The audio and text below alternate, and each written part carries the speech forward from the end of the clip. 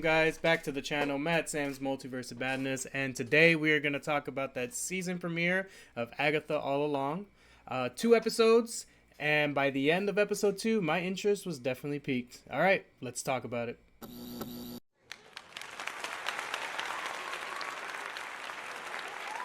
The name's Agatha Harkness. Lovely to finally meet you, dear. Oh. Welcome to the first ever Movie Madness, where we talk about all things movies and TV shows, kind of break down the plots a little bit, and for this first episode, we're going to be talking about Agatha All Along, since it just came out this past Thursday. So, to break down the premise of this show, we basically follow Agatha, who was the antagonist in the WandaVision series with Scarlet Witch from the MCU, and her journey as to her getting her power back since it was taken from her by Wanda at the end of the WandaVision TV show. Where we pick up into the story, we're basically 3 years later since the end battle of that show, and we see Agatha still trapped in that reality bending spell where she's kind of reliving, or I should say living her life in different periods of like different genres of TV. Now this is not going to really be too detailed oriented of a review, simply because then this video will be like 20 minutes long, and not everybody wants to sit here for 20 minutes to talk about the show. Basically what we're going to actually do is kind of break down each character that was kind of introduced, some of the themes of what the show was about, and our predictions as to where we're actually going to be going. So, as I mentioned earlier, the show picks up 3 years later after Agatha was trapped in this spell, and it shows her starting off actually in this very like gritty cop drama that she's trying to figure out this murder to solve. And turns out that it's kind of Marvel's way of kind of telling us that our Scarlet Witch is actually dead in the MCU, because all these little tidbits are pointing towards that actual fact. Eventually, when Agatha starts to realize this and she's breaking out of the spell, she has to kind of peel away all those alternate reality versions of herself bit by bit, which I have to give credit to the showrunner, the director, everybody on the creative team, because that was such a cool visual to see her just peel away all those personas that she was actually doing. Now, in this show, we do get introduced to a lot of different characters that will basically be, with us throughout the entirety of the show itself. One being the teenage character that they don't really give us a name, but they end up calling him Teen, who has his own mystery surrounding him.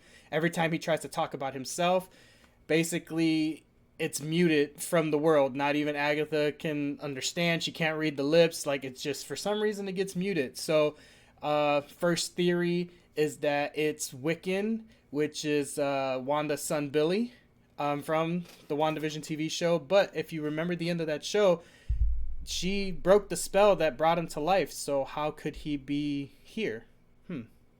That's a real big mystery that we're hoping to solve by the end of the series. Another character we get introduced, who I believe is the antagonist of this show, is a character known as Rio Vidal, and that is played by the lovely Aubrey Plaza. And her character is so kind of like twisted and very like sinister like, but yet it feels like her and Agatha have a history, and part of me believes that history was romantic at one point. But something happened to where everything just blew up, and now they kind of hate each other. The next character we get introduced as Agatha has already broken from the spell, and she wants to do the Witch's Road, which legend says that by the time you end the Witch's Road, it will give you what you most wish for, which in Agatha's case is basically getting her power back. She has to assemble a coven of witches in order to access the road. So first is a divination witch, which we're introduced. Her name is Lilia Calderu. Basically can kind of see possible futures and realities. Next witch after that she needs is a potions master, which we're introduced as Jennifer. It seems that some kind of binding vow has made her lose her magic, and so the only thing she can do is basically make potions for other people. And then we also get a blood witch, which is basically a witch that is a witch based off of the bloodline that they're from, and that is Alice Wu. The mystery behind her is that her mother last tried to go on the witch's road but never returned. So for her, this is a kind of trying to figure out what happened to her mother as she goes.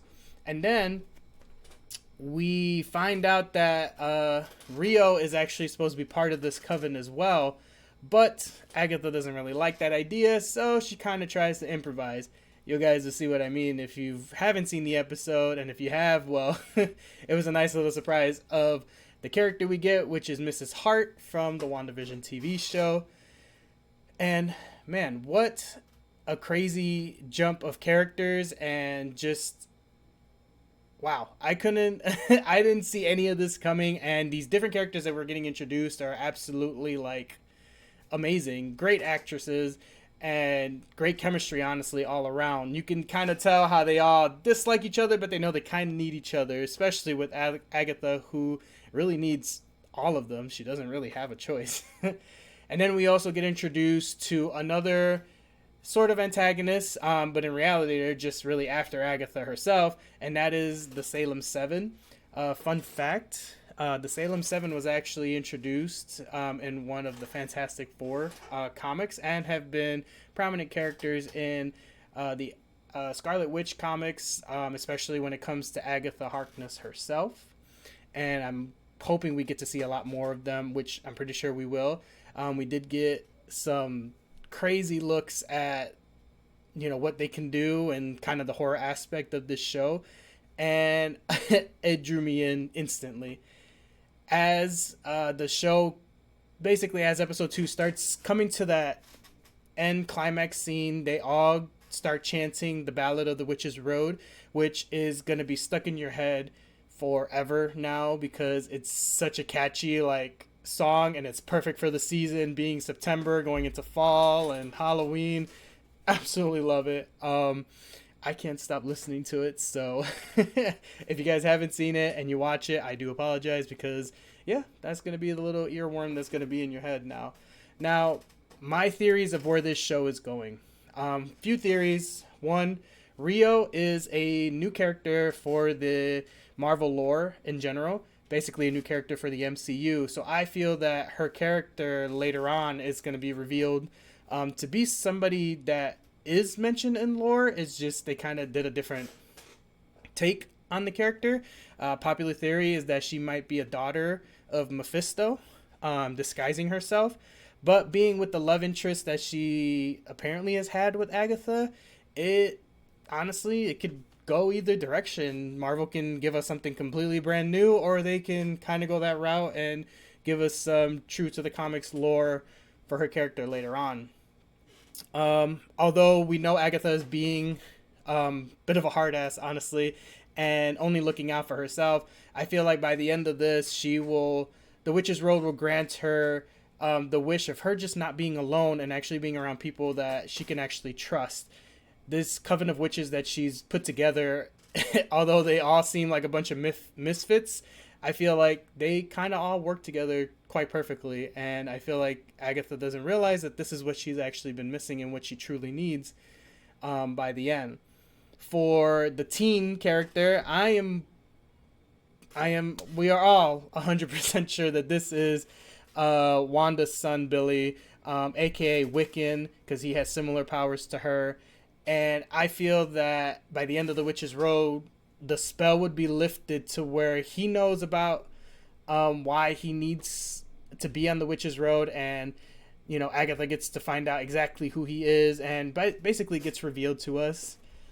And for the rest of the characters, I mean, I'm hoping that in some way, shape, or form, they kind of get what they're looking for by the end of the series. But at the end of the day, I still feel like they're going to be basically brought together as a crazy dysfunctional family, basically to help each other out for whatever the final climactic battle is basically going to be for this show.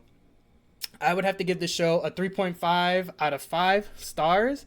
It was a slow start in the first episode, just kind of like building up. But by episode 2 and by the ending, honestly, I am in all the way. I am ready to go.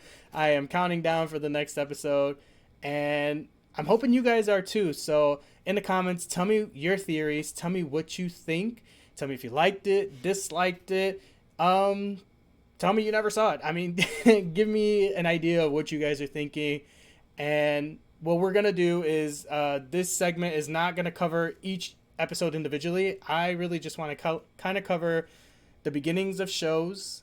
When it comes to the shows in any case, I want to cover the beginning of a show and then the end of the show, because I feel like those are the two major points to every show, is how it starts and how it ends. Like, how did we get here? And then we could talk about the in-between stuff, you know, once we get to the finale. And then, of course, movies is going to be the whole thing. So we'll get to that point when we get to it. All right, guys. Thank you again for joining me on this very first Movie Madness. Please join me on my next video, because it will be about a movie that I did see and I was super happy with. I was really excited to go in and see it. And let me just show you guys something cool. You know, if you can see, like, this movie right here, Transformers 1, blew my mind. I mean, holy crap. This movie was absolutely amazing. I was a little concerned with the voice casting, simply because we're just so used to, you know, the same kind of voice actors doing some of these beloved characters, especially for Optimus Prime there. But I'm telling you, it worked. It was absolutely amazing. So look out for that video. I will be talking about it. And yes, there'll probably be a spoilery video. So if you haven't seen it, probably shouldn't click on it. But this was awesome. Definitely worth going to see. All right, guys. Thanks again for coming. Peace out. See you on the next one.